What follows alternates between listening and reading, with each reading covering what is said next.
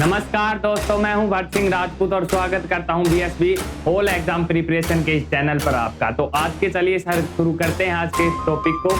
तो आज का टॉपिक हमारा खून हमारे जीवन का लाल सोना। आज का टॉपिक हमारा ब्लड है, जिसे हम हिंदी में खून भी कहते हैं, रक्त भी कहते हैं। तो आज इसके बारे में हम और डिटेल्स लेंगे कि खून होता क्या है, रक्त होता क्या है, इसके घटक कौन कौन से होते हैं, उसके घटकों को भी जानेंगे, घटक इसमें कौन कौन से होते हैं और इसके कार्य क्या क्या होते हैं, ब्लड ग्रुप कौन कौन से होते हैं, ब्लड ग्रुप्स में है वो कितने पार्ट्स में डिवाइड किए गए हैं, हर एक चीज इसके बारे में जानेंगे। खून की बीमारियों तक लेकर रक्तदान तक लेकर इसके बारे में आज जानेंगे। तो आज हमारा टॉपिक होगा ब्लड। तो चलिए शुरू करते हैं। पहला हमारा टॉपिक जानते हैं। पहला क्या हमारा रक्त क्या है। फर्स्ट हमारा टॉपिक क्या है, रक्त क्या है। तो रक्त के बारे में जानते हैं। रक्त हमारा क्या है। रक्त हमारा क्या है, जो मानव शरीर में संचरण करने वाला यह तरल पदार्थ होता है। जो मानव शरीर में बहने वाला, संचरण करने वाला यह एक तरल पदार्थ होता है, जो कि सिराओं के माध्यम से हृदय में जमा होता है। सिराएं और धमनियां हैं, उनके माध्यम से रक्त में हमारे हृदय में जमा होता है और पूरे शरीर में फैलाया जाता है, हमारे शरीर में लाया जाता है, हृदय में लाया जाता है। किसके? सिराओं के माध्यम से। और जो शरीर में भेजा किसके द्वारा जाता है, जो हमारे धमनियों के माध्यम से भेजा जाता है। तो इनके बारे में आगे जानेंगे डिटेल में। तो क्या है, मानव शरीर में संचरण करने वाला एक तरल पदार्थ होता है, जो कि सिराओं के माध्यम से हमारे कहाँ जमा होता है, हृदय में जमा होता है। और क्या होता है, जो धमनियों के माध्यम से हृदय के से संपूर्ण शरीर में परिसंचरित किया जाता है। हृदय के माध्यम से कहाँ किया जाता है, जो हमारे धमनियों के माध्यम से हृदय से कहाँ किया जाता है, पूरे शरीर में संचरित किया जाता है। ठीक है, आई होप आपको समझ में आ रहा होगा। मानव शरीर में यह संचरण करने वाला एक तरल पदार्थ होता है, जो कि सिराओं के माध्यम से हमारे हृदय में क्या किया जाता है, जमा किया जाता है। और साथ ही धमनियों के माध्यम से हमारे पूरे शरीर में इसे क्या किया जाता है, भेजा जाता है। उसे क्या कहते हैं, रक्त कहते हैं। आई होप आपको समझ में आ रहा होगा। जानिए, चलिए जानते हैं इसके बारे में। और जो हमारे खून के घटक कौन कौन से होते हैं। सेकंड टॉपिक क्या, हमारे खून के घटक कौन कौन से होते हैं। खून के हमारे घटक कौन कौन से होते हैं। तो खून के घटक हमारे चार पार्ट्स में मिलकर बना है। पहला प्लाज्मा, दूसरा है लाल रक्त कण, श्वेत रक्त कण और प्लेटलेट्स, जिसको हम रेड ब्लड सेल आरसीबी भी कहते हैं। इसको आरबीसी भी कहते हैं, सॉरी आरबीसी भी कहते हैं। इसको क्या कहते हैं, रेड ब्लड सेल आरबीसी कहते हैं। और व्हाइट ब्लड सेल जो डब्ल्यूबीसी इसको कहते हैं, व्हाइट ब्लड सेल्स इनको कहते हैं। इन चार टॉपिक से, जो चार घटकों से मिलकर हमारा रक्त बना होता है। पहला प्लाज्मा है, दूसरा है हमारा रेड ब्लड सेल्स, थर्ड हमारा क्या है, व्हाइट ब्लड सेल्स, और फोर्थ क्या हमारा प्लेटलेट्स। इन चार चीजों से बनकर हमारा खून बना होता है। तो चलिए जानते हैं पहले हम प्लाज्मा के बारे में। प्लाज्मा है, प्लाज्मा टॉपिक क्लियर करते हैं पहले। प्लाज्मा होता क्या है, इसके कार्य क्या होते हैं, ये जानते हैं। प्लाज्मा क्या है, ये शरीर को ताप को नियंत्रित रखता है। जो हमारे शरीर का टेम्परेचर है उसको यह नियंत्रित रखता है। जो शरीर का टेम्परेचर है उसको नियंत्रित रखता है। जो रोगों से रक्षा करता है और घावों को भरने में हमारा सहायता करता है। रोग है जो हमारे जितने भी बीमारियां हैं उनसे हमारी लड़ने में मदद करता है। क्या करता है, उन्हें होने नहीं देता हमारे शरीर में। और साथ ही क्या करता है, जो उनके हमारे शरीर में कोई भी घाव हो जाती है, कोई भी चोट लग जाती है, तो उनको भरने में हमारी सहायता करता है। किसको?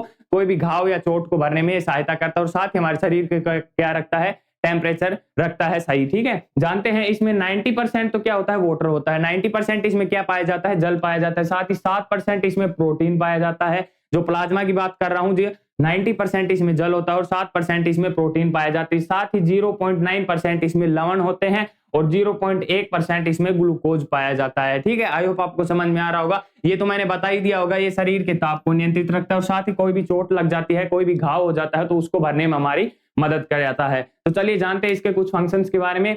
जानते हैं जो प्लाज्मा के जो हमारे कंपोजिशंस हैं वो कौन कौन से हैं। प्लाज्मा में क्या क्या चीज पाई जाती है। प्लाज्मा में हमारा आपको बता दिया होगा 90% तो वाटर पाया जाता है। क्या पाया जाता है, जो H2 पाया जाता है, 90% H2 पाया जाता है, हमारा वाटर पाया जाता है। साथ ही जो सेल्ट है वो 0.9% पाया जाता है। 0.9% इसमें सेल्ट पाया जाता है। कितना? 0.9%। और साथ ही हमारा जो यूरिया है, यूरिया इसमें कितना पाया जाता है, 0.03% इसमें क्या पाया जाता है, यूरिया पाया जाता है। 0.03% इसमें यूरिया पाया जाता है। और शुगर इसमें कितना पाया जाता है, 0.1% इसमें शुगर पाया जाता है। शुगर कितना पाया जाता है, 0.1% इसमें शुगर पाया जाता है। और साथ ही प्रोटीन मैंने बता ही दिया होगा, 7.9% इसमें प्रोटीन पाया जाता है। 7.9% इसमें क्या पाया जाता है, जो प्रोटीन पाया जाता है। ये कुछ प्लाज्मा के कंपोजिशंस थे। आई होप आपको समझ में आया होगा। तो चलिए अपने इसके बारे में और जानते हैं। जो हमारा आई होप आपको ये टॉपिक समझ में आया होगा। चलिए अपने अगले टॉपिक की ओर बढ़ते हैं। अगला टॉपिक क्या हमारा, रेड ब्लड सेल, लाल रक्त कोशिकाएं। लाल रक्त कोशिकाएं क्या होती हैं, इनके बारे में जानेंगे, इनका क्या कार्य होता है और क्यों हमारे शरीर के लिए जरूरी है। लाल रक्त कोशिकाएं क्या है, इसमें हीमोग्लोबिन नामक एक हमारा क्या पाया जाता है, हीमोग्लोबिन नामक एक हमारा क्या पाया जाता है, रेड ब्लड सेल है। इसमें हीमोग्लोबिन पाया जाता है, जिसके कारण हमारा क्या होता है, जो हमारा रक्त का रंग है वो लाल होता है। हीमोग्लोबिन पाया जाता है इसमें, जो हमारा ब्लड है उसका रंग क्या होता है, उसके कारण लाल होता है। और वो क्या करता है, फेफड़ों से जो हीमोग्लोबिन है वो क्या करता है, इसके अंदर जो फेफड़ों से ऑक्सीजन लेकर शरीर की कोशिकाओं तक पहुंचाता है और कार्बन डाइऑक्साइड को वापस फेफड़ों तक लेके आता है। जो हमारे ऑक्सीजन है शरीर की वो पूरे शरीर तक पहुंचाता है। हीमोग्लोबिन है, रेड ब्लड सेल में पाया जाता है, वो पूरे शरीर तक तो ऑक्सीजन पहुंचाता है। और जो भी मतलब ऑक्सीजन रहित जो भी खून है उसको दोबारा हमारे कहां पर लेके आता है, हृदय में लेके आता है। कार्बन डाइऑक्साइड को कहां पर लेके आता है, हमारे हृदय में दोबारा लेके आता है। उसको क्या कहते हैं, रेड ब्लड सेल उसको कहते हैं। चलिए जानते हैं इसके कुछ इंपोर्टेंस के बारे में। हीमोग्लोबिन से युक्त ही हमारा रंग तो होता है। हीमोग्लोबिन के कारण, इसमें हीमोग्लोबिन पाया जाता है, हीमोग्लोबिन के कारण इसका रक्त का रंग है वो क्या होता है, लाल होता है। रक्त का रंग क्या होता है, लाल होता है, हीमोग्लोबिन के ही कारण। और साथ ही इसका जीवन काल 120 दिनों का, जीवन काल जाने इसका जीवन काल कितनी दिनों तक ये रहता है, 120 दिनों तक हमारे शरीर में रहता है। साथ ही एक घन मिलीमीटर में 50 लाख रक्त कण तो पुरुषों में पाए जाते हैं। एक घन मिलीमीटर में, किसने में, एक घन मिलीमीटर में 50 लाख जो हमारे रक्त कण है किस में पाए जाते हैं, पुरुषों में पाए जाते हैं। और जो महिलाओं की बात करें तो महिलाओं में कितने पाए जाते हैं, महिलाओं में 45 लाख रक्त कण महिलाओं में पाए जाते हैं। 45 लाख महिलाओं में और 50 लाख कहां पे पाए जाते हैं, हमारे पुरुषों में पाए जाते हैं। आई होप आपको समझ में आया होगा। चलिए अपने अगले टॉपिक की ओर बढ़ते हैं। ठीक है, सफेद रक्त कोशिकाएं जिसको हम बोलते हैं white blood cells. White blood cells क्या होती हैं, व्हाइट ब्लड सेल्स हमारी होती हैं, जानते हैं इनके कार्य के बारे में क्या होता है। यह शरीर की प्रतिरक्षा प्रणाली का एक हिस्सा होती है। ये हमारी रोगों से रक्षा करती है, प्रतिरक्षा प्रणाली होती है एक प्रकार से, और संक्रमणों से लड़ने में मदद करती है। कोई भी बीमारी है उनसे लड़ने में हमारी क्या करती है, मदद करती है। ठीक है, उसको क्या कहते हैं, व्हाइट ब्लड सेल्स। इसमें क्या मुख्य कार्य होता है कि जो भी संक्रमण है उनसे लड़ने में हमारी मदद करती है, और साथ ही क्या करती है, एक प्रकार की प्रतिरक्षा प्रणाली हमारी होती है। ठीक है, इसमें हीमोग्लोबिन नहीं पाया जाता है, इसी के अभाव से इसका जो रंग है वो सफेद होता है। हीमोग्लोबिन के कारण रक्त का क्या होता है, रंग लाल होता है। इसमें हीमोग्लोबिन नहीं पाया जाता है, जिसके कारण क्या होता है, व्हाइट ब्लड सेल्स WBC होती है। इनका नाम भी व्हाइट ब्लड सेल्स रखा गया है। ठीक है, जानते हैं इसके बारे में। इसका जीवन काल 24 से 30 घंटे का होता है। जीवन काल की बात करें तो इसका जीवन काल कितना होता है, 24 से 30 घंटा इसका जीवन काल होता है। होल जीवन काल इसका 24 से 30 घंटा होता है। और WBC का सामान्य से कम होना इस बीमारी का लक्षण हो जाता है। जब WBC हमारे क्या, व्हाइट ब्लड सेल जब हमारी जरूरत से ज्यादा कम हो जाए तो वो क्या हो जाता है, इसमें कौन सी बीमारी हो जाता है, जो हमारी हो जाती है ल्यूकोपोनिया। ल्यूकोपोनिया इसमें बीमारी हो जाती है जब WBC जरूरत से ज्यादा कम हो जाती है। और जरूरत से ज्यादा अधिक हो जाए तो कौन सी बीमारी हो जाती है, तो जरूरत से ज्यादा जब हमारी WBC हो जाती है तो कौन सी हो जाती है, ल्यूकोमिया। ल्यूकोमिया हो जाती है ज्यादा हो जाए तो। ठीक है, और कम हो जाए तो जो ल्यूकोपीनिया। ठीक है, ल्यूकोपीनिया जब जरूरत से कम हो जाए और जरूरत से ज्यादा हो जाए तो ल्यूकोमिया हो जाती है बीमारी। ठीक है, आई होप आपको समझ में आया होगा। चलिए अपने अगले टॉपिक की ओर बढ़ते हैं। प्लेटलेट्स। प्लेटलेट्स क्या होते हैं, प्लेट आपने सुना होगा कई बार कि बच्चों की प्लेट गिर गई, जो बीमार हो जाते हैं, तो प्लेटलेट्स के बारे में जानते हैं। इसका कार्य क्या होता है, ये क्यों जरूरी है हमारे शरीर के लिए। ये खून के थक्के बनाने में जरूरत होती है। जब भी हमें चोट लग जाती है तो अगर प्लेटलेट्स नहीं होगी तो हमारा खून क्या रहेगा, शरीर से बहता रहेगा। तो ये क्या कार्य करती है कि खून को हमारे थक्का बना देती है, खून को जमा देती है एक जगह। ठीक है, आपने देखा होगा चोट लगने के बाद अपने आप थोड़ी देर बाद जब हमारा खून बहना रिसना बंद हो जाता है तो वो किसके कारण होता है, प्लेटलेट्स के कारण होता है। ठीक है, जो जिससे क्या होता है, चोट लगने पर खून बहना बंद हो जाता है। ठीक है, जानते हैं इसकी मात्रा प्रति घन मिलीमीटर में 1.5 लाख से 4 लाख तक होती है। जो हमारी प्रति घन मिलीमीटर में 1.5 लाख से कितनी होती है, 4 लाख तक इसकी संख्या होती है। ठीक है, जानते हैं इसके बारे में इंपॉर्टेंट फैक्ट्स क्या है। इसका आकार 0.002 मिलीमीटर से लेकर 0.004 मिलीमीटर तक होता है। और क्या होता है, इसमें जो केंद्रक नहीं पाए जाते, इसमें क्या होता है कि केंद्रक नहीं पाया जाता, और इसका आकार है 0.002 मिलीमीटर से लेकर 0.004 मिलीमीटर तक इसका आकार होता है। ठीक है, जानते हैं इसके बारे में। जो चिकनगुनिया तथा डेंगू में प्लेटलेट्स की मात्रा में तेजी से गिरावट आता है। जब चिकनगुनिया हो जाती है या फिर डेंगू हो जाता है, आपने सुना होगा चिकनगुनिया हो गया है या फिर हमारे क्या हो गया है, डेंगू हो गया है, उसमें क्या होता है, जो प्लेटलेट्स हमारी जरूरत से ज्यादा गिर जाती है, जिसके कारण हमारे क्या हो जाता है, आदमी जो कोई भी व्यक्ति है वो बीमार हो जाता है। किसमें, जो चिकनगुनिया और डेंगू में है, प्लेटलेट्स की मात्रा है अधिकतर ज्यादातर गिर जाती है। ठीक है, इसका कार्य है वो शरीर में कट जाने पर रक्त बहाव को रोकना होता है। शरीर में कोई भी चोट लग गई तो उसमें क्या होता है, रक्त बहाव को जमाना होता है, उस रक्त बहाव को क्या होता है, रोकना इसका होता है। आई होप आपको ये टॉपिक समझ में आया होगा। चलिए जानते हैं अपने अगले टॉपिक के, रक्त के कार्य क्या क्या होते हैं। भाई रक्त शरीर के लिए जरूरी है तो जाना है, पर रक्त के कार्य क्या क्या होते हैं, शरीर में करता क्या क्या है तो जानते हैं। रक्त के कार्य है वह ऑक्सीजन को फेफड़ों से लेकर पूरे शरीर तक फैलाना,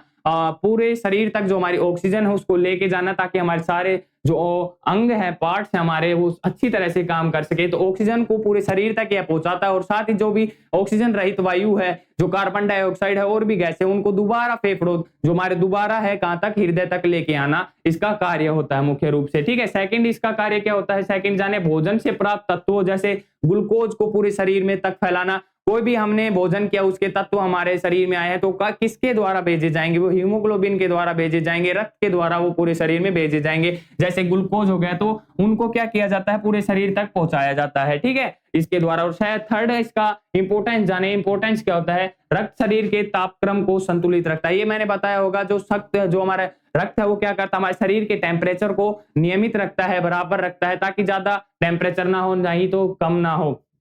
ठीक है, जो तापक्रम को ये नियंत्रित रखता है। फोर्थ क्या है, यह शरीर को संक्रमणों से सुरक्षित रखता है, जो भी कोई भी बीमारियां है उनसे क्या करता है, हमारे शरीर को प्रोटेक्ट करता है, बचाए रखता है। फिफ्थ क्या है, यदि कट जाने पर रक्त बहने लगे तो उसका क्या बना देता है, रक्त का थक्का बना देता है, रक्त वहां पर बहना क्या कर देता है, बंद करता है, रक्त फ्लोटिंग करना अपना क्या कर देता है, बंद कर देता है। इसका ये भी एक इंपॉर्टेंस है। और सिक्स क्या है, जो हानिकारक पदार्थों को एकत्रित करके हमारे शरीर में किसके द्वारा, जो मूत्र तथा पसीने के द्वारा शरीर से बाहर पहुंचा दिया जाता है। जो भी हानिकारक जो तत्व हमारे शरीर में बनते हैं वो किसी माध्यम से बाहर नहीं निकाले जाते, तो क्या करते हैं, मूत्र या फिर किसके, पसीने के द्वारा हमारे शरीर से क्या कर दिए जाते हैं, बाहर कर दिए जाते हैं। ये कुछ इंपोर्टेंस, कुछ टॉपिक्स थे, इसके इंपोर्टेंस, इसके कार्य थे जो रक्त हमारा करता था। ठीक है, चलिए जानते हैं हमारे क्या क्या जो रक्त समूह की पूरी जानकारी के बारे में जानते हैं कि रक्त हमारा कितने पार्ट्स में डिवाइड किया गया है, रक्त के कौन कौन से ग्रुप्स होते हैं। रक्त तो जाने जो दो सिस्टम पर इसे आधारित होता है, ये दो सिस्टम पर क्या होता है, आधारित होता है, दो सिस्टम पर इसे बांटा गया है। पहली तो हमारा एबीयू है, कौन सी है, एबीयू, और दूसरी हमारी आरएच प्रणाली है। एबीयू प्रणाली और आरएच प्रणाली, इसे दो वर्गीकरण में बांटा गया है। ठीक है, जो रक्त है उसको किस में बांटा गया है, एबीयू और आरएच प्रणाली दोनों में इसे बांटा गया है। तो चलिए पहले जानते हैं एबीयू प्रणाली के बारे में। एबीयू प्रणाली के बारे में जानते हैं, इसमें कौन सा होता है, पहला इसमें रक्त समूह, कुल इसमें 4 रक्त समूह होते हैं। कितने, कुल इसमें कितने रक्त समूह होते हैं, 4 इसमें रक्त समूह होते हैं। तो पहला क्या होता है, इसमें ग्रुप ए होता है, ग्रुप ए इसका क्या होता है, पहला इसमें क्या होता है, ग्रुप ए हमारा होता है। इसमें क्या होता है, ए एंटीजन होता है और बी एंटीबॉडी होता है। ग्रुप ए में क्या होता है, ए एंटीजन होता है, इसकी एंटीबॉडी क्या होती है, बी होती है। और सेकंड इसमें ग्रुप क्या है, बी समूह। ठीक है, सेकंड ब्लड ग्रुप क्या है, बी समूह। इसमें क्या होता है, बी एंटीजन होता है और ए इसका एंटीबॉडी होता है। ठीक है, थर्ड की बात करें, थर्ड इसमें कौन सा होता है, इसमें होता है ए बी समूह। ए बी समूह होता है, इस समूह में दोनों ए और बी एंटीजन होते हैं, लेकिन कोई भी एंटीबॉडी इसमें नहीं होता। ए और बी दोनों हमारा एंटीजन होते हैं, लेकिन एंटीबॉडी है ए बी में कोई भी नहीं होता है। किसमें, जो एबीओ प्रणाली है उसमें। ठीक है, और इसमें फोर्थ हमारा लास्ट क्या होता है, ओ समूह। ओ समूह में क्या होता है, कोई भी एंटीजन नहीं होता, लेकिन जो दोनों ए और बी एंटीबॉडी होते हैं, ए और बी दोनों एंटीबॉडी होते हैं, लेकिन एंटीजन इसका कोई नहीं होता। कौन सा, हमारा ओ ग्रुप है। ठीक है, आई होप आपको समझ में आ रहा होगा। चलिए आरएच प्रणाली को हम समझते हैं। आरएच प्रणाली, ठीक है, रीसस आरएच प्रणाली कहते हैं इसको, पूरा नाम इसका क्या है, रीसस आरएच प्रणाली इसका नाम है। रीसस आरएच प्रणाली के अनुसार प्रत्येक एबीओ समूह में 2 प्रकार हो सकते हैं, जो पॉजिटिव और नेगेटिव हो सकते हैं। आरएच प्रणाली में क्या हो सकते हैं, कौन 2 प्रकार के हो सकते हैं, पॉजिटिव और नेगेटिव। ठीक है, पॉजिटिव कब होगा वो जानते हैं, नेगेटिव कब होगा वो जानते हैं। जो आरएच पॉजिटिव होता है वो कब होता है, इसमें क्या होता है, आरएच फैक्टर की एंटीजन मौजूद होता है, आरएच फैक्टर का इसमें एंटीजन मौजूद होता है, इसीलिए क्या होता है, ये पॉजिटिव होता है। और आरएच जो नेगेटिव है वो आरएच जो नेगेटिव है, आरएच माइनस, वो क्यों होता है, जो इसमें आरएच फैक्टर एंटीजन अनुपस्थित होता है, आरएच फैक्टर अनुपस्थित होता है, आरएच जो हमारा क्या होता है, आरएच एंटीजन फैक्टर वो इसमें क्या होता है, अनुपस्थित होता है, इसलिए आरएच नेगेटिव होता है। जानते हैं इसमें जो आरएच प्रणाली हमारी कुल कितने ब्लड ग्रुप्स होते हैं इसमें, तो जानते हैं कुल इसमें 8 प्रमुख ब्लड ग्रुप्स होते हैं, 8 प्रमुख इसमें ब्लड ग्रुप्स होते हैं। जानते हैं कौन कौन से, A positive, A negative, B positive, B negative, A B positive, A B negative, O positive, O negative. ये कुछ 8 हमारे क्या है, प्रमुख क्या होता है, ब्लड ग्रुप्स होते हैं किसमें, आरएच प्रणाली में। जानते हैं, ये भी जानते हैं अभी क्या, कि कौन किसको रक्त दे सकता है और कौन किससे रक्त ले सकता है। हमारा कोई भी जैसे ओ हो गया, ओ नेगेटिव हो गया, वो किसको रक्त दे सकता है और किससे वो रक्त ले सकता है। अगर रक्त सेम नहीं हुआ तो बहुत सारी, अगर क्या होता है कि कई बार है वो गलत क्या होता है कि जो ओ नेगेटिव है, ओ नेगेटिव को कोई भी रक्त नहीं दिया जा सकता है। तो एक पर्टिकुलर अपना अपना डिवाइड किया गया है इसको प्राप्त करने का और देने का, जिससे क्या किया जाता है, रक्तदान भी किया जाता है। रक्तदान के बारे में आगे समझेंगे, तो चलते हैं पहले रक्त समूह के बारे में जानते हैं। कुछ इनके दान कर सकते हैं उनको जानेंगे, किन किन को ये दान कर सकता है और किन किन से ये ले सकता है ये जानेंगे। तो जो ये ओ नेगेटिव है, पहले ओ नेगेटिव के बारे में जानते हैं। ओ नेगेटिव किसको क्या कर सकता है, दान कर सकता है। ये समूह सभी समूहों को क्या कर सकता है, दान कर सकता है। ओ नेगेटिव क्या कर सकता है, एक प्रमुख ब्लड ग्रुप होता है, सभी समूहों को क्या कर सकता है, जितने भी ब्लड ग्रुप्स हैं उनको क्या दे सकता है, खून दे सकता है। और किन से ले सकता है, ओ नेगेटिव से प्राप्त कर सकता है। लेकिन एक डिसएडवांटेज है, ओ नेगेटिव से ये प्राप्त कर सकता है लेकिन दे सभी को सकता है ये, ठीक है। चलते हैं सेकंड पे, ओ पॉजिटिव किस किस को दे सकता है, ओ पॉजिटिव को दे सकता है, A positive, B positive, A B positive. और ले किस किस से सकता है, ले किस किस से सकता है, ओ पॉजिटिव और ओ नेगेटिव से ले सकता है। साथ ही अभी जानते हैं जो हमारे ए नेगेटिव है, ए नेगेटिव किस किस से को दे सकता है, A negative, A positive, A B negative, A B positive, इनको दे सकता है। और किन किन को क्या कर सकता है, प्राप्त कर सकता है, किन से प्राप्त कर सकता है, ए नेगेटिव और ओ नेगेटिव, इनसे ये क्या कर सकता है, प्राप्त कर सकता है। ए पॉजिटिव हो गए, वो किससे दान कर सकता है, A positive, A B positive को दान कर सकता है। और ले किस किस से सकता है, ए पॉजिटिव हो गया, A negative, O positive, O negative कुछ, ठीक है। और चलते हैं अब बी नेगेटिव, बी नेगेटिव किस किस को दान कर सकता है, B negative, B positive, A B negative, A B positive. और साथ ही क्या कर सकता है, किन किन से ले सकता है, बी नेगेटिव और ओ नेगेटिव, ठीक है। बी नेगेटिव और ओ नेगेटिव से ले सकता है। साथ ही अब जानते हैं किसके, बी पॉजिटिव के बारे में। बी पॉजिटिव और ए बी पॉजिटिव को दान कर सकता है। और ले किस किस से सकता है, जो हमारा B positive, B negative, O positive, O negative, इनसे ये क्या कर सकता है, ले सकता है। और साथ ही अब ए बी नेगेटिव के बारे में जानेंगे। ए बी नेगेटिव है, ए बी नेगेटिव को दान कर सकता है और ए बी पॉजिटिव को ये क्या कर सकता है, दान कर सकता है। और साथ ही ले किस किस से सकता है, A B negative, A positive, A negative और बी नेगेटिव और ओ नेगेटिव, इनसे कुछ ये दान कर सकता है और ले सकता है, ठीक है, जान लिए होंगे। और ए बी पॉजिटिव के बारे में जानेंगे, ए बी पॉजिटिव के बारे में हम जानेंगे, ए बी पॉजिटिव के बारे में। ए बी पॉजिटिव भी हमारा एक इंपॉर्टेंट ब्लड ग्रुप होता है। ये ए बी पॉजिटिव को क्या कर सकता है, दान कर सकता है। ए बी पॉजिटिव हो, ए बी पॉजिटिव को क्या कर सकता है, दान कर सकता है, लेकिन सभी समूहों से ले सकता है। किससे, सभी समूहों से क्या कर सकता है, ले सकता है। इंपॉर्टेंट क्वेश्चन बन सकता है कि कौन सा ब्लड ग्रुप है जो सभी से प्राप्त कर सकता है और सभी को दे सकता है। सभी समूहों को दे सकता है वो हमारा क्या है, ओ नेगेटिव है, ठीक है। और जो सभी से ले सकता है वो कौन सा, हमारा ए बी पॉजिटिव है, ठीक है। ए बी पॉजिटिव है, वो सभी से ले सकता है, ठीक है। ये कुछ हमारे ब्लड ग्रुप से जो प्राप्त कर सकते हैं और दे सकते हैं, ये उनके बारे में कुछ जानकारी थी। तो चलिए अपने अगले टॉपिक की ओर बढ़ते हैं। रक्तदान क्या है, रक्तदान के बारे में जानते हैं। रक्तदान होता क्या है, रक्तदान एक प्रक्रिया है। रक्तदान क्या होता है, रक्तदान एक हमारी प्रक्रिया है जिसमें जो भी व्यक्ति है, कोई भी स्वस्थ व्यक्ति है, उसमें अपनी इच्छा से रक्तदान करता है, अपनी इच्छा से क्या करता है, रक्त का कुछ भाग दान करता है रक्तदान प्रक्रिया में, ठीक है। जो इसमें इस दान को किए गए रक्त को किस में उपयोग किया जाता है, इस दान में किया गया है, किसी भी व्यक्ति ने दान किया है रक्त का, तो किस में उपयोग किया जाएगा, उसका उपयोग उन लोगों के लिए किया जाता है जिन्हें सर्जरी, दुर्घटना, एनीमिया या अन्य चिकित्सा स्थितियों के दौरान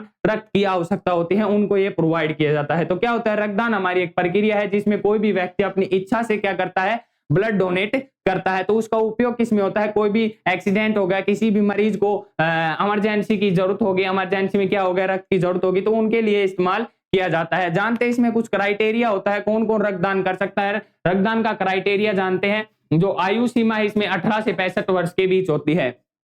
आयु सीमा कब से कब तक होती है, 18 से 65 वर्ष के बीच में इसकी आयु सीमा होती है। जानते हैं इसका सेकंड क्या है रक्तदान के लिए, जो वजन है कम से कम 50 किलोग्राम होना चाहिए, जो 50 केजी इसमें कम से कम हमारा वजन होना चाहिए। जो स्वास्थ्य है स्वस्थ होना चाहिए, किसी भी गंभीर बीमारी या संक्रमण से युक्त नहीं होना चाहिए, कोई भी व्यक्ति हो किसी भी बीमारी से युक्त नहीं होना चाहिए, बिल्कुल स्वस्थ होना चाहिए। और फिर क्या है, हीमोग्लोबिन, हीमोग्लोबिन न्यूनतम इसमें 12.5 जी और डीएल होना चाहिए, 12.5 ग्राम से लेकर डीएल होना चाहिए। इसमें कितना चाहिए, न्यूनतम कम से कम 12.5 ग्राम से डीएल होना चाहिए इसमें हीमोग्लोबिन, ठीक है। ये कुछ क्राइटेरिया था जो रक्तदान करने में यूज किया जाता है, ठीक है। चलिए अपने अगले टॉपिक की ओर बढ़ते हैं। अगला टॉपिक हमारा धमनी, आर्टरी जिनको कहते हैं धमनी। हमने पढ़ा था कि क्या इसका इंपॉर्टेंस होता है, क्यों जरूरी है। धमनी वे रक्त वाहिकाएं होती है, एक वाहिकाएं होती हैं, वे रक्त वाहिकाएं होते हैं जो हृदय से रक्त को शरीर के विभिन्न हिस्सों में लेकर जाती है। जो रक्त को हृदय से जो भी हमारे शरीर के विभिन्न हिस्से हैं उन तक लेकर जाते हैं, इसको क्या कहते हैं, धमनियां कहते हैं। ये मोटी और लचीली होती है, क्या होती है, ये मोटी और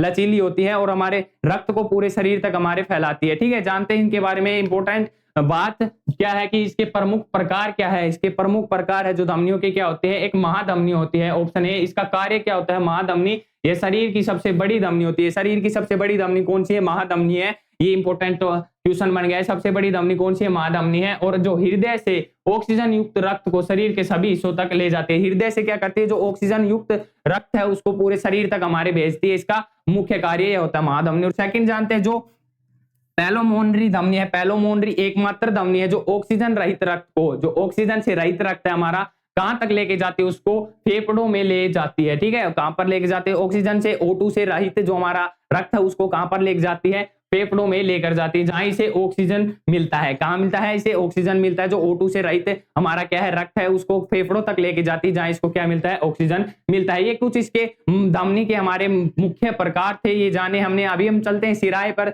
सिराए क्या होती है, सिराए वेनिस, वेनिस इसको इंग्लिश में कहते हैं। सिराए के बारे में जाने। ये आप ब्लू कलर की इसमें देख रहे हैं, ब्लू कलर की है, ये हमारी वेनिस ही है। और जो रेड कलर की है आप देख सकते हैं, ये रेड कलर की क्या है, धमनियां है। रेड कलर की क्या है, ये कुछ धमनियां है। जानते हैं सिरा वे रक्त वाहिकाएं हैं जो शरीर के विभिन्न हिस्सों से रक्त वापस लेकर हृदय में आती हैं। जो शरीर के भेजने का काम तो धमनी का होता है, लेकिन वापस कौन लेके आएगा भाई, वापस भी लेके आने वाला होना चाहिए। तो वो कौन सी काम करती है, सिराएं इस पर काम करते हैं। वो हमारा क्या करते हैं, जो भी रक्त है उसको दोबारा हृदय तक लेकर आती है। ये धमनी से कम तुलना में, धमनी की तुलना में कम पतली और क्या होती है, कम लचीली होती है। ठीक है, आई होप आपको समझ में आ रहा हो। जानते हैं इसके मुख्य प्रकार इसके कौन कौन से होते हैं। मुख्य प्रकार है एक तो सुपीरियर और इंफीरियर वेना कावा, सुपीरियर और इंफीरियर वेना कावा इसका पहला प्रकार है। और जानते हैं इसका कार्य क्या होता है, ये शरीर की प्रमुख सिराएं हैं। क्या है, ये प्रमुख सिराएं हैं जो कि हमारे जो हृदय के दाहिने एंट्रियम में रक्त वापस ले जाते हैं। दाहिने भाग में, जो हमारा दाहिना भाग है उसके दाहिने भाग में क्या लेके आते हैं, जो हमारा दाहिना भाग है हृदय का, उसमें क्या लेकर आते हैं, रक्त वापस लेकर आती है। एकमात्र है, ठीक से, कौन है, सुपीरियर और इंफीरियर वेना कावा होती है। ठीक है, जानते हैं सेकंड इसका क्या है प्रमुख प्रकार जो है, पैलामोनरी सिरा। पैलामोनरी सिरा क्या होता है, इसका कार्य क्या होता है, इंपॉर्टेंस क्यों होता है, ये जानते हैं। पैलामोनरी सिरा क्या होता है, ये एकमात्र सिरा है जो ऑक्सीजन युक्त रक्त को, जो ऑक्सीजन से युक्त रक्त है उसको कहां तक लेकर जाता है, फेफड़ों से हृदय तक लेकर जाता है, फेफड़ों से हृदय तक लेकर जाता है। फेफड़ों में लेकर जाने का धमनी का काम होता है, धमनी के प्रमुख प्रकारों का काम होता है। लेकिन जो फेफड़ों से ऑक्सीजन युक्त रक्त को लेकर हृदय में वापस कौन आता है, वो लेकर आता है पैलामोनरी सिरा लेकर आता है। आई होप आपको ये कुछ इंपॉर्टेंट टॉपिक समझ में आए होंगे। चलिए जानते हैं अब कुछ रक्त की बीमारियों के बारे में, रक्त में कौन कौन सी बीमारियां हो जाती हैं। ठीक है, तो पहली हमारी बीमारी एनीमिया। आपने सुना होगा एनीमिया हो जाती है कई बच्चों को, कई व्यक्तियों को एनीमिया हो जाती है। वो क्यों होता है, ये हीमोग्लोबिन की कमी के कारण होता है। किसके कारण होता है, हीमोग्लोबिन की कमी के कारण ये होता है हमारा कौन सा, एनीमिया है। और शरीर में ऑक्सीजन की आपूर्ति कम हो जाती है। क्यों होता है, जिससे क्या होता है, इससे इस बीमारी में होता क्या है, जिससे जो हमारी क्या होती है, शरीर में ऑक्सीजन की आपूर्ति की कमी हो जाती है। और साथ ही क्या करता है, हीमोग्लोबिन की कमी के कारण ये होता है। इससे हमारा जो क्या होता है, शरीर में O2 की मात्रा है वो न्यूनतम हो जाती है, कम हो जाती है, उसकी आपूर्ति है वो कम हो जाती है। इसमें कुछ ही इसके लक्षण होते हैं। एनीमिया इसका नाम है, पहली बीमारी। सेकंड बीमारी कौन सी है, ल्यूकेमिया। ल्यूकेमिया क्या होती है, ये एक प्रकार की कैंसर है, एक प्रकार का कैंसर है। किसमें होता है, एक प्रकार का हमारा क्या कहा जाता है, कैंसर कहा जाता है। और किसमें होता है, श्वेत रक्त कण, व्हाइट ब्लड सेल, WBC में से होता है। WBC को ये क्या करता है, प्रभावित करता है। एक प्रकार का कैंसर होता है जो ल्यूकेमिया है, और क्या करता है, WBC को, व्हाइट ब्लड सेल्स को क्या करता है, प्रभावित करता है। चलते हैं अपनी थर्ड बीमारी के बारे में, हीमोफीलिया। हीमोफीलिया क्या होती है, ये एक प्रकार की अनुवांशिक विकार है। कौन सा अनुवांशिक विकार है, जो क्या करता है, जिसमें रक्त का थक्का बनने की प्रक्रिया प्रभावित होती है। रक्त का थक्का बनने की प्रक्रिया है, उसमें इससे क्या होती है, प्रभावित होता है कि रक्त का थक्का नहीं बनता, खून बहता ही जाता है, खून बहता ही जाता है। तो किसके कारण होता है, जो हीमोफीलिया के कारण होता है, एक अनुवांशिक विकार होता है। ठीक है, चलते हैं अपने फोर्थ और लास्ट बीमारी के बारे में, जो थैलासीमिया। थैलासीमिया किसको कहते हैं, एक अनुवांशिक विकार। यह भी एक अनुवांशिक विकार है, लेकिन इसका क्या जो डिसएडवांटेज है, हीमोग्लोबिन का क्या करता है, हीमोग्लोबिन का एक उत्पादन सामान्य से कम कर देता है। जो हीमोग्लोबिन का उत्पादन हमारे शरीर में वो सामान्य से कम कर देता है। ठीक है, ये कुछ हमारे टॉपिक्स थे जो आपको समझ में आए होंगे। चलिए रिकॉल कर लेते हैं एक बार जल्दी से, हम क्या क्या हमने आज पढ़ा है। तो पहले हमने क्या पढ़ा है, जो पहले पढ़ा हमने कि रक्त क्या है, ये पहले हमने पढ़ा है। पहला टॉपिक हमारा है रक्त के घटक कौन कौन से होते हैं, क्या क्या इसके प्रकार होते हैं, इनके बारे में जाए। पहला घटक है प्लाज्मा, दूसरा घटक कौन सा है, रेड ब्लड सेल, थर्ड है हमारा व्हाइट ब्लड सेल, और फोर्थ क्या हमारा प्लेटलेट्स हो गए। प्लेटलेट्स के बारे में जानना है क्या होगा। ठीक है, रक्त के कार्य जाने, रक्त के कार्य क्या क्या है, इंपोर्टेंस क्यों क्यों होता है, रक्त के कार्य जाने। हमने रक्त समूह की पूरी जानकारी कितने भागों में डिवाइड किया गया है, कौन कौन से दे सकते हैं, कौन कौन से ले सकते हैं, कुछ रक्त समूह के बारे में हमने जाना है। और फिर जानते हैं हम आरएच प्रणाली, जो एबीओ प्रणाली फर्स्ट पाइप में डिवाइड किया गया है, आरएच प्रणाली में डिवाइड किया गया है रक्त को, फिर इनके बारे में जाना है। रक्तदान क्या होता है, रक्तदान क्यों करना पड़ता है, रक्तदान का क्राइटेरिया क्या क्या होता है, इसके बीच में योग्यताएं क्या क्या होती है, ये जाना है। साथ ही क्या जाना है, धमनियों के बारे में जाना है, इसके प्रमुख प्रकारों के बारे में जाना है। साथ ही क्या जाना है, शिराओं के बारे में जाना है। और क्या जाना है, इसके प्रमुख प्रकारों के बारे में जाना, और जो शरीर से जो हमारे रक्त से युक्त कुछ बीमारियां हैं उनके इंपोर्टेंस के बारे में कुछ जाना है। तो ये कुछ हमारी क्या थी, रक्त से संबंधित कुछ इंपोर्टेंस की बातें थी। ये ब्लड से रिलेटेड कुछ इंपोर्टेंट टॉपिक से आई होप आपको समझ में आए होंगे। अगर आपको वीडियो अच्छी लगी हो तो इसे ज्यादा से ज्यादा लाइक कीजिए, चैनल को हमारे अपने ज्यादा से ज्यादा दोस्तों को तक शेयर कीजिए और चैनल को सब्सक्राइब करना ना भूले, ताकि जो हमारे इंपोर्टेंट अपडेट हैं आप तक जल्द से जल्द पहुंचते रहे। धन्यवाद। जो हमारी जीके और ऑल एग्जाम प्रिपरेशन टॉपिक्स के ऐसे ही दिलचस्प वीडियो के लिए हमारे चैनल से जुड़े रहे। तब तक के लिए मेरी तरफ से जय हिंद, जय भारत।